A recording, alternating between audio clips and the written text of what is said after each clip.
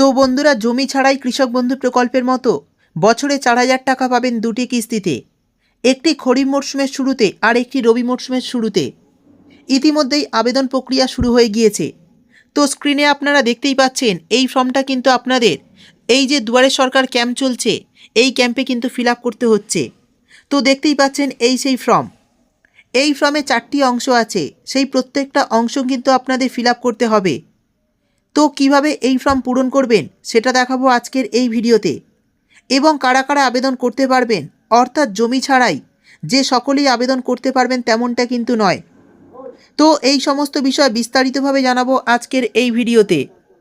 তাই বন্ধুরা, ভিডিওটি একটু স্কিপ না করে পুরোটা দেখবেন। আর যদি আপনি আমাদের চ্যানেলে নতুন আসেন তাহলে চ্যানেলটি সাবস্ক্রাইব করে পাশের নোটিফিকেশান বেলটি অল করতে ভুলবেন না। তো চলুন ভিডিও শুরু করি। তো বন্ধুরা, এই ফর্মটাই কিন্তু আপনাদের ফিল আপ করতে হবে। দেখুন এখানে বলা হয়েছে আবেদনপত্র নম্বর। এই যে আবেদনপত্র নম্বরটা রয়েছে এটা কিন্তু অফিস ব্যবহার করবে, অর্থাৎ অফিস থেকে আপনাদের একটি আবেদনপত্র নম্বর দেওয়া হবে। তো এটা আপনারা ক্যাম্পে গেলেই ওখান থেকেই জানিয়ে দেওয়া হবে। দেখুন এখানে পরিষ্কার বলা হয়েছে ভূমিহীন ক্ষেত মজদুরদের জন্য বার্ষিক আর্থিক সহায়তা প্রকল্পে নাম নথিভুক্তকরণের আবেদন পদ্ধতি। তো চলুন দেখে নিই কীভাবে আপনারা ফর্মটা ফিল আপ করবেন। দেখুন প্রথমেই বলা হয়েছে নাম, অর্থাৎ যিনি আবেদন করবেন তার নামটা কিন্তু এই জায়গাটা লিখতে হবে। এই বিষয়ে আমি আপনাদের বলে দিই, এই ফর্মটা কিন্তু পুরো আপনারা ক্যাপিটাল লেটারে ফিল আপ করবেন, কোনো স্মল লেটার দেবেন না। তো এই নামটা দেওয়ার পর দেখুন নিচে বলা হয়েছে বাসস্থানের ঠিকানা, ভিলেজ, আপনার গ্রামের নামটা দিয়ে দেবেন, গ্রাম panchayat, post office, block, police station, district অর্থাৎ জেলা, এবং শেষে বলা হয়েছে দেখুন পিনকোড। অর্থাৎ এই ফর্মটা কিন্তু আপনাদের ফিল আপ করতে হবে পরপর। তো আপনাদের গ্রামের নাম, গ্রাম panchayat, post office, police station, district এইভাবে কিন্তু আপনারা পরপর ফিল আপ করে দেবেন।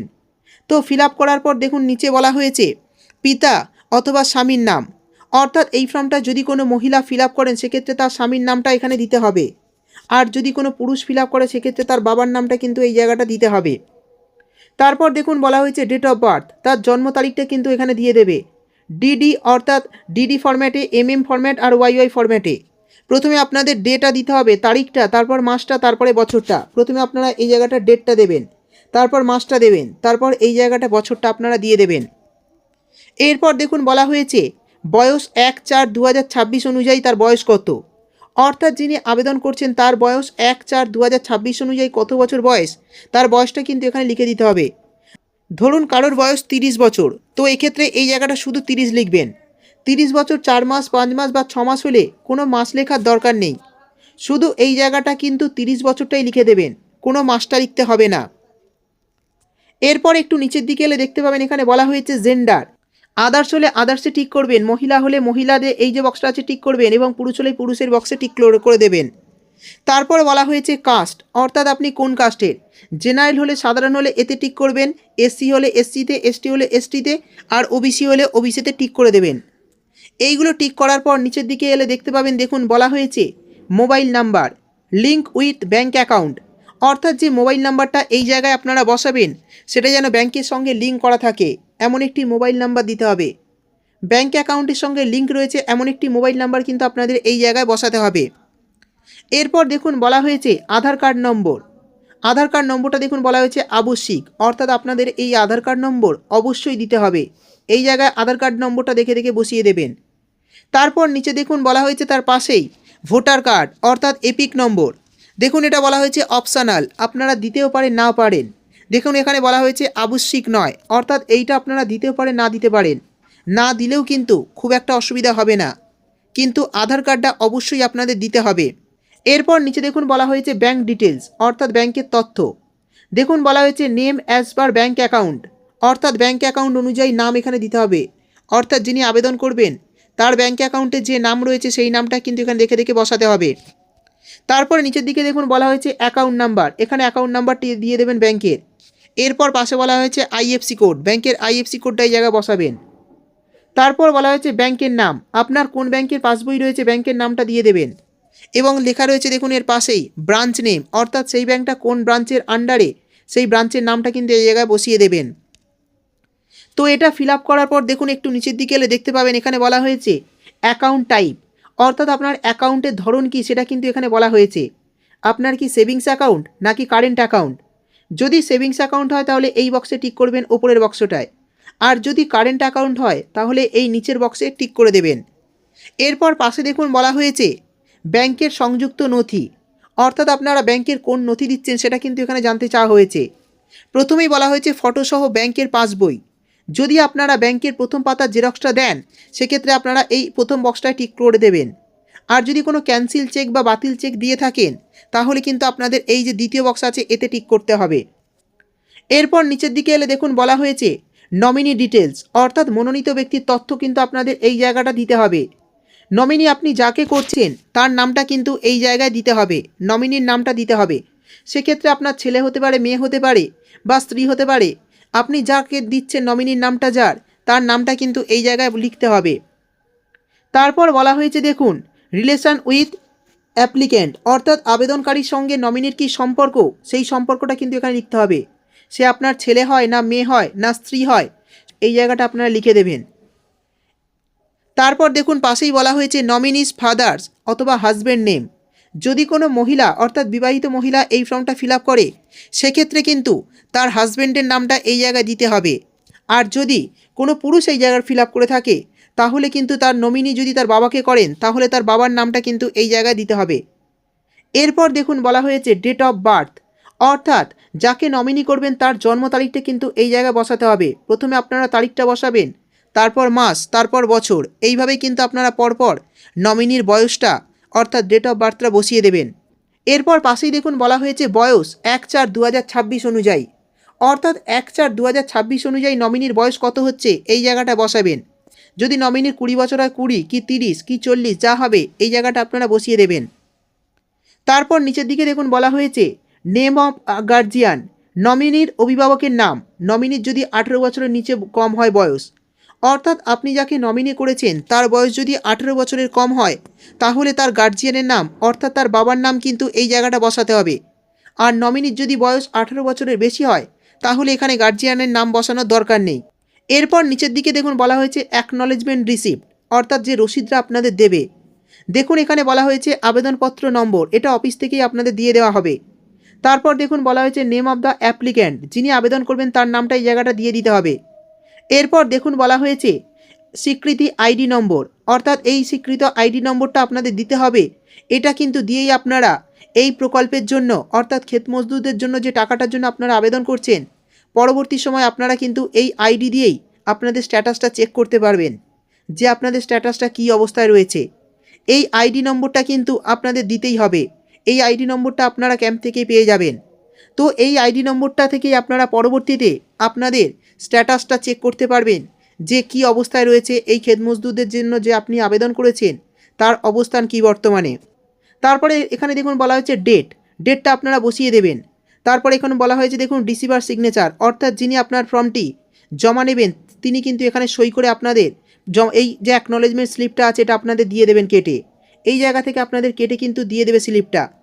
এই যে রিসিপ্টটা অবশ্যই আপনাদের গুছিয়ে রাখতে হবে, কারণ ভবিষ্যতে এটা কাজে লাগতে পারে যে আপনি ফর্মটা ফিল আপ করে জমা দিয়েছেন কি না, এটাই কিন্তু তার প্রমাণ। এরপর আরও একটি ফর্ম আপনাদের ফিল আপ করতে হবে। দেখুন এটাই সেই ফর্ম। দেখুন বলা হয়েছে ভূমিহীন ক্ষেত মজদুরদের জন্য বার্ষিক আর্থিক সহায়তা প্রকল্পে আবেদনের জন্য স্বঘোষণাপত্র, অর্থাৎ সেলফ ডিক্লারেশন ফর্ম। দেখুন বলা হয়েছে আমি, অর্থাৎ যিনি আবেদন করছেন সেই উপভোক্তার নামটা এই জায়গাটা বসিয়ে দেবেন। তারপর দেখুন বলা হয়েছে পিতা বা স্বামী, যদি সে পুরুষ হয় তাহলে তার বাবার নামটা এখানে বসিয়ে দেবে, আর যদি বিবাহিত মহিলা হয় সেক্ষেত্রে তার স্বামীর নামটা কিন্তু এই জায়গাটা বসাতে হবে। এরপর দেখুন বলা হয়েছে গ্রামের নাম এখানে বসিয়ে দেবেন, গ্রাম পঞ্চায়েত, তারপর মিউনিসিপ্যালিটি, ব্লক, থানা, জেলা, এইভাবেই কিন্তু পরপর আপনাদের বসাতে হবে।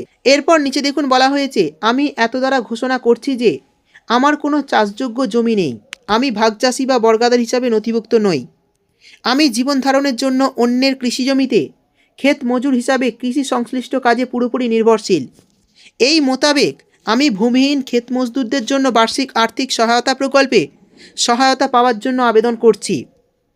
আমি আরও ঘোষণা করছি যে আমার জ্ঞান ও বিশ্বাস মতে উপরোক্ত তথ্য সঠিক। যদি কোনো সময় এই তথ্য ভুল প্রমাণিত হয় তাহলে উপযুক্ত কর্তৃপক্ষ আমার এই প্রকল্পে সুবিধা পাওয়ার দাবি সরাসরি বাতিল করে দিতে পারবেন, এবং ইতিমধ্যে আমি যদি এই প্রকল্পের কোনো সুবিধা পেয়ে থাকি তা ফেরত দিতে বাধ্য থাকিব। আমি রাজ্য সরকারের নিম্নলিখিত প্রকল্পের একজন সুবিধাভোগী। তো দেখুন বলা হয়েছে আপনি যদি রাজ্য সরকারের কোনো প্রকল্পের সুবিধাভোগী হন সেক্ষেত্রে কিন্তু আপনাদের এই সমস্ত বক্সে টিক করতে হবে। যদি আপনি রাজ্য সরকারের কৃষক বন্ধু প্রকল্পের সুবিধা পান তাহলে কৃষক বন্ধুতে টিক করতে হবে। যদি লক্ষ্মীর ভাণ্ডারের সুবিধা পান লক্ষ্মীর ভাণ্ডারে টিক করতে হবে, বা অন্য কোনো যদি রাজ্য সরকারি সামাজিক প্রকল্পের সুবিধা বা ভাতা পান তাহলে সেই প্রকল্পের নাম কিন্তু এখানে লিখতে হবে। যদি কোনো প্রকল্পের সুবিধা পান, তো এখানে আমি আপনাদের জানিয়ে দিই, যদি কোনো প্রকল্পের সুবিধা পেয়ে থাকেন রাজ্য সরকারের তাহলে কিন্তু এই প্রকল্পের সুবিধা থেকে আপনি বঞ্চিত হবেন। তো সেই জন্যই যারা অন্য কোনো সরকারি প্রকল্পের সুবিধা পাচ্ছেন তারা যদি কোনো চালাকি করে আপনারা এই ফর্মটা ফিল আপ করে জমা দেন, ভাবছেন যে আপনারা এই প্রকল্প থেকেও সুবিধা নেবেন, তাহলে কিন্তু হবে না, আপনার ফর্মটা কিন্তু রিজেক্ট করে দেওয়া হবে। এই প্রকল্পে শুধুমাত্র তারাই আবেদন করতে পারবে যারা রাজ্য সরকারের অন্য কোনো ভাতা বা অন্য কোনো সামাজিক প্রকল্পের সুবিধা পাচ্ছেন না।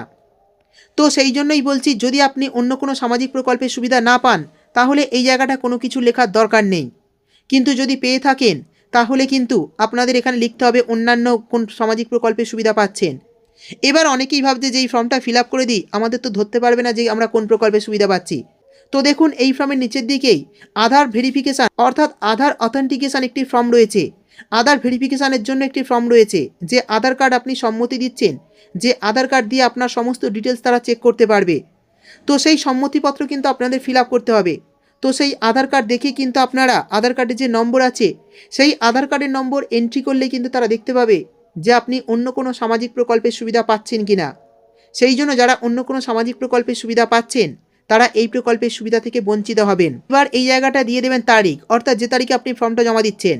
আর এখানে বলা হয়েছে দেখুন আবেদনকারী স্বাক্ষর, যিনি আবেদন করবেন তিনি তো এখানে সইটা করে দেবেন। এবার সই না পারলে এখানে একটা টিপছাপ দিয়ে দেবেন। তো এই ফর্মটা ফিল আপ হয়ে গেল। দেখুন নিচের দিকে এই যে ইংরাজি ফর্মটা রয়েছে এটা কিন্তু একই ফর্ম, আগের যে ফর্মটাও আপনারা ফিল আপ করেছেন এটাও একই ফর্ম। সেই জন্য এটা আর আপনাদের ফিল আপ করার দরকার নেই, ওপরেরটা ফিল আপ করলেই হবে। বা কেউ যদি মনে করেন যে বাংলাটা ফিল আপ করবো না ইংলিশেরটা করতে পারেন, যে কোনো একটা ফিল আপ করলেই কিন্তু হবে, দুটো ফিল আপ করার দরকার নেই। এরপর দেখুন বলা হয়েছে, যেটা আমি বলছিলাম, যে দেখুন বলা হয়েছে আধার অথেন্টিকেশান, অর্থাৎ আপনার আধার কার্ড যে দিচ্ছেন সেই আধার কার্ড যে আপনি ব্যবহার করার সরকারকে অনুমতি দিচ্ছেন এটা কিন্তু তার পরিচয়পত্র প্রমাণপত্র। দেখুন এখানে বলা হয়েছে আধার তথ্য ও আধারের সঙ্গে যুক্ত মোবাইলের তথ্য এবং আধার তথ্য সরকার দ্বারা ব্যবহার করার অনুমতি, অর্থাৎ আধার কার্ডকে যে আপনি সরকারকে ব্যবহার করতে দিচ্ছেন তার কিন্তু এটা অনুমতিপত্র বা সম্মতিপত্র বলতে পারেন। দেখুন এখানে প্রথমেই বলা হয়েছে আমি, অর্থাৎ যিনি আবেদন করছেন উপভোক্তার নাম, তারপর পিতা বা স্বামীর নাম এখানে দিয়ে দেবেন, গ্রামের নাম, গ্রাম পঞ্চায়েতের নাম, ব্লকের নাম, জেলার নাম। দেখুন এরপর বলা হয়েছে এত দ্বারা স্বেচ্ছায় ঘোষণা করছি যে আমার আধারের তথ্য ভূমিহীন ক্ষেত মজদুরদের জন্য বার্ষিক আর্থিক সহায়তা প্রকল্পে আধার আইন 2016 এবং পরবর্তী সংশ্লিষ্ট নিয়মকানুন অনুযায়ী আমার পরিচয়ের সত্যতা যাচাই করার জন্য ব্যবহার করতে দিতে আমার কোনো রকম আপত্তি নেই। আমার আধার সংক্রান্ত সমস্ত তথ্য নিচে দেওয়া হলো। অর্থাৎ আপনি যে সরকারকে আপনি পারমিশন দিচ্ছেন যে আপনার আধার কার্ড দিয়ে সমস্ত তথ্য যাচাই করার জন্য, সেটা কিন্তু আপনি পারমিশন দিয়ে দিলেন। দেখুন এখানে বলা হয়েছে আধার নম্বর, অর্থাৎ আপনার আধার কার্ডের নম্বরটা এই জায়গায় বসিয়ে দেবেন। তারপর বলা হয়েছে আধারের সঙ্গে যুক্ত মোবাইল নাম্বার, মোবাইল নাম্বারের নম্বরটা বসিয়ে দেবেন, অর্থাৎ যেটা আধারের সঙ্গে যুক্ত আছে। এরপর বলা হয়েছে ভোটার কার্ড নম্বর, অর্থাৎ আপনার ভোটার কার্ডের নম্বরটা এই জায়গায় বসিয়ে দেবেন। তারপর দেখুন নিচে বলা হয়েছে নিজ স্বাক্ষরিত ভোটার কার্ড ও আধার কার্ডের কপি, অর্থাৎ আপনি যে আধার কার্ডটা দেবেন বা ভোটার কার্ডটা দেবেন সেটা কিন্তু অবশ্যই আপনাদের সেলফ অ্যাটাস্টেড করতে হবে, অর্থাৎ নিজেকেই সই করতে হবে। তারপর এখানে দেখুন লেখা রয়েছে তারিখ, যে তারিখে আপনি জমা দিচ্ছেন তারিখটা দিয়ে দেবেন এবং আবেদনকারীর স্বাক্ষর, বা তিনি যদি সই না করতে পারেন তাহলে টিপছাপ দিয়ে দেবেন। এইভাবেই কিন্তু আপনাদের এই ফর্মটা ফিল আপ করতে হবে। আর যেভাবে আমি আপনাদের আগেও বললাম ওপরেরটা যারা ফিল আপ করবেন তাদের আর নিচেরটা ফিল আপ করার কোনো দরকার নেই, ওপরেরটা ফিল আপ করলে নিচেরটা ফিল আপ করতে হবে না। এবার কেউ যদি মনে করে যে না নিচেরটাই করবো ইংরাজিটা, সে করতে পারে, যে কোনো একটা ফিল আপ করলেই কিন্তু হবে। এবার আমি আপনাদের বলে দেব কি কি ডকুমেন্টস লাগবে, অর্থাৎ এই যে ভূমিহীন ক্ষেত মজদুরদের জন্য যে আপনি আবেদন করছেন তার জন্য কি কি ডকুমেন্টসের কথা বলা হয়েছে সরকারের তরফে। তো এই ডকুমেন্টসগুলো কিন্তু আপনাদের টিক করতে হবে। দেখুন বলা হয়েছে ভূমিহীন ক্ষেত মজদুরদের জন্য বার্ষিক আর্থিক সহায়তা প্রকল্পের জন্য, দেখুন প্রথমে বলা হয়েছে ভোটার আইডেন্টি কার্ড, ভোটার পরিচয়পত্র। তারপরে বলা হয়েছে আধার কার্ড, আধার কার্ডও আপনাদের দিতে হচ্ছে। ফার্স্ট পেজ অফ ব্যাংকের পাসবই বা ক্যান্সেল চেকবুক, যদি আপনার ব্যাংকের প্রথম পাতার জেরক্স থাকে তাহলে সেটা আপনি দেবেন আর এতে টিক করে দেবেন। কেউ যদি বাতিল চেক দেন তাহলে দ্বিতীয়তে টিক করে দেবেন। এরপর নিচের দিকে এলে একটু দেখতে পাবেন বলা হয়েছে mobile number linked with bank account. Bank অ্যাকাউন্টের সঙ্গে যুক্ত এমন একটি মোবাইল নম্বর কিন্তু আপনাদের দিতে হবে। তারপর বলা হয়েছে সেলফ ডিক্লারেশন উইথ এনেক্সচার, অর্থাৎ সংযুক্তি সহ স্বঘোষণাপত্র, যেটা আমি আপনাদের আগেও দেখালাম ফিল আপ করে। সেলফ ডিক্লারেশন যে ফর্মটা সেটা যে আপনারা দিচ্ছেন এখানে কিন্তু আপনাদের টিক করতে হবে। তারপর বলা হয়েছে consent letter for using Aadhaar data, অর্থাৎ যেটা এইমাত্র দেখালাম যে আধারের তথ্য ব্যবহারের যে সম্মতিপত্র আপনি দিচ্ছেন সরকারকে, সেটা যে আপনারা দিচ্ছেন এখানে টিক করতে হবে। তারপর নিচের দিকে এলে দেখুন বলা হয়েছে পাসপোর্ট সাইজের ফটো। পাসপোর্ট সাইজের ফটো আপনারা দিলে এখানে টিক করে দেবেন, অবশ্যই তো লাগবে। এরপরে নিচে দেখুন বলা হয়েছে এনি আদার ডকুমেন্ট। এই সমস্ত ডকুমেন্ট ছাড়াও যদি কোনো অন্য ডকুমেন্ট দেন সেক্ষেত্রে কিন্তু আপনাদের এখানে উল্লেখ করে দিতে হবে যে এই সব ডকুমেন্ট ছাড়া যদি কোনো আপনি অন্য কোনো সরকারি ডকুমেন্টস দেন, এই সব ডকুমেন্টস কিন্তু অবশ্যই দিতে হবে। তার বাদেও যদি কোনো অন্য ডকুমেন্টস দেন তাহলে এখানে কিন্তু আপনাদের লিখে দিতে হবে যে আপনি কি ডকুমেন্টস দিচ্ছেন। তো তারপরে দেখুন বলা হয়েছে ডেট। এখানে কিন্তু আপনারা তারিখটা দিয়ে দেবেন যে তারিখে আপনি জমা দেবেন। এবং দেখুন বলা হয়েছে ক্যাম্প লোকেশান, ক্যাম্পের অবস্থান, অর্থাৎ যেখানে ক্যাম্পটা হচ্ছে সেই জায়গার নামটা কিন্তু এখানে লিখতে হবে। শেষে বলা হয়েছে আবেদনপত্র গ্রহণকারী ব্যক্তির স্বাক্ষর, অর্থাৎ যিনি আবেদন গ্রহণ করবেন অর্থাৎ আধিকারিক, তিনি কিন্তু এখানে সই করে দেবেন। তো সেই সঙ্গে আমি আপনাদের জানিয়ে দিই অবশ্যই কিন্তু যিনি আবেদন করবেন তার একটা ছবি লাগবে। তো ছবিটা সম্ভবত এই সমস্ত জায়গাতেই ছাঁটা হবে। তো যারা এই প্রকল্পে আবেদন করবেন তারা এক কপি ছবি নিয়ে যাবেন, ছবি কিন্তু আপনাদের অবশ্যই লাগবে। তো বন্ধুরা, এই বিষয়ে যদি আপনাদের কিছু জানার থাকে তাহলে অবশ্যই কমেন্ট করে জানাবেন। ভিডিও ভালো লাগলে চ্যানেলটি সাবস্ক্রাইব করে পাশের নোটিফিকেশান বেলটি অল করতে ভুলবেন না। দেখা হবে পরের একটি ভিডিওতে।